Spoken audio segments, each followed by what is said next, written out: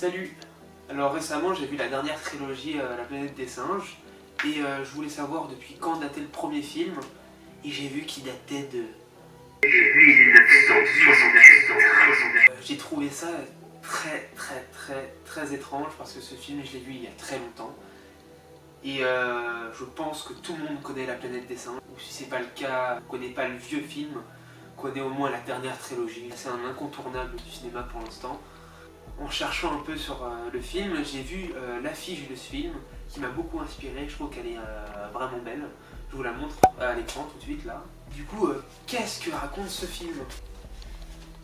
Égaré dans l'espace, un vaisseau spatial s'écrase en 3978 sur une planète inconnue. Les astronautes Taylor, London et Dodge découvrent que les hommes de cette planète sont enfermés par des singes très évolués. Donc en voyant cette affiche, ça m'a donné quelques idées et il n'y a pas si longtemps sur Instagram, je vous avais demandé de participer à une de mes vidéos, enfin participer entre guillemets. Je vous avais demandé de me donner un film ou une personnalité publique issue de la pop culture, ainsi qu'une couleur. Sur les 40 qui ont vu cette story, il n'y en a que 2 qui ont répondu correctement à cette demande. J'avais le choix entre $1 Million Baby et Banksy. Et les deux m'ont proposé la couleur rouge, j'ai tiré au sort. Et donc l'heureux élu de ce tirage au sort, c'est $1 Million Baby. Voilà, $1 Million Baby, ça raconte l'histoire de Frankie Dunn, rejeté depuis longtemps par sa fille. L'entraîneur s'est replié sur lui-même et vit dans le désert. Un jour, Maggie Fitzgerald pousse la porte de son gymnase et blablabla, c'est bon, on passe à la suite.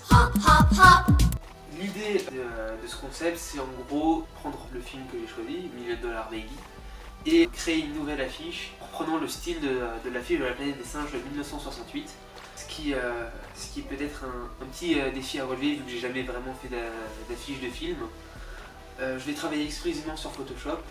Donc en récapitulatif, je vais devoir faire une affiche de film pour $1 Million Baby dans le style de La planète des singes de 1968.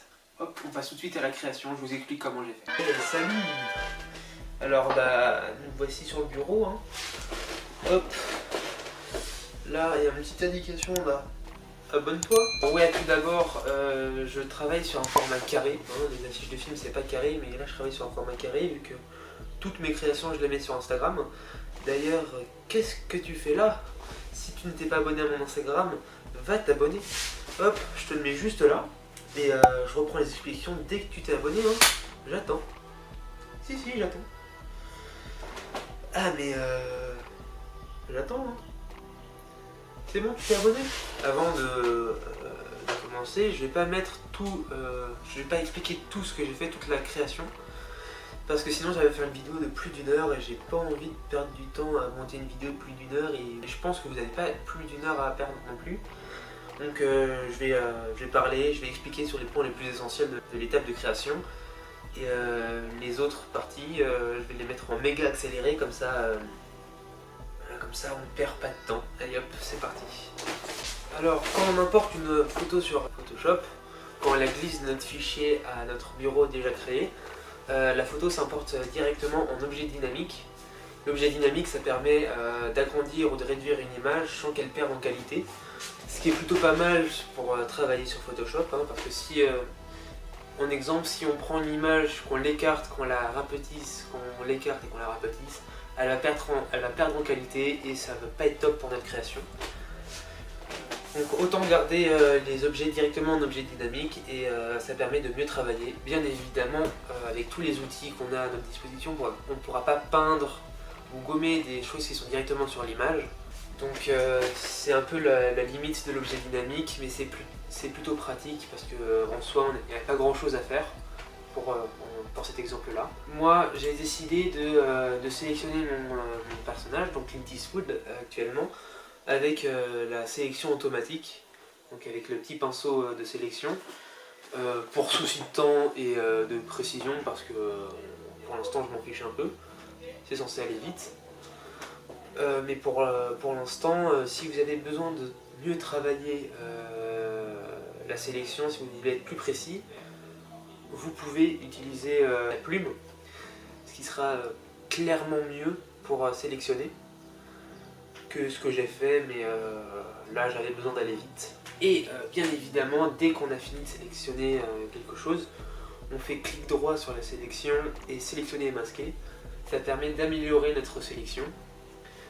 Donc bien évidemment, on a plusieurs outils, hein. On a le lasso de sélection, on a le pinceau de sélection, et ensuite après on a les pinceaux pour améliorer notre sélection. Donc on a le pinceau normal où on peut dessiner notre sélection, et ensuite on a le pinceau intelligent qui permet de faire la différence entre le fond et notre sélection.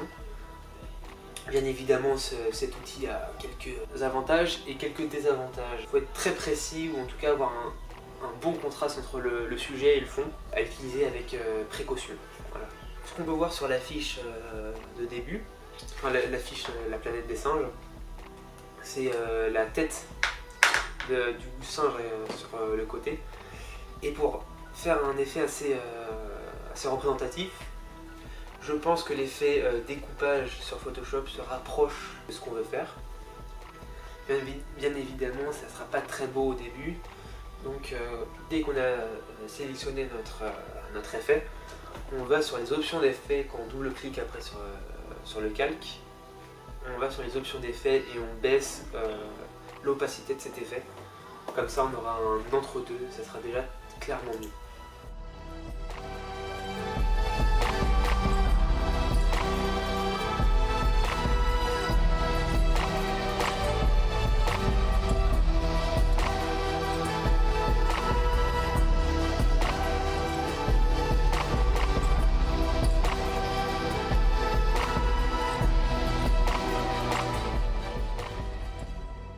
Merci au site du CNC, car je ne le savais pas vraiment, mais quand on voit une affiche de film, en bas de l'affiche on peut voir toutes les personnes qui ont participé à la production de ce film, donc les sociétés de production, le réalisateur, le scénariste, ensuite ceux qui ont fait le son, le monteur, etc. Au début je voulais récupérer ce texte sur l'affiche originale du film $1 Million Baby, mais par souci de qualité, j'ai pas pu le faire. J'ai donc cherché et je l'ai fait directement en écrit.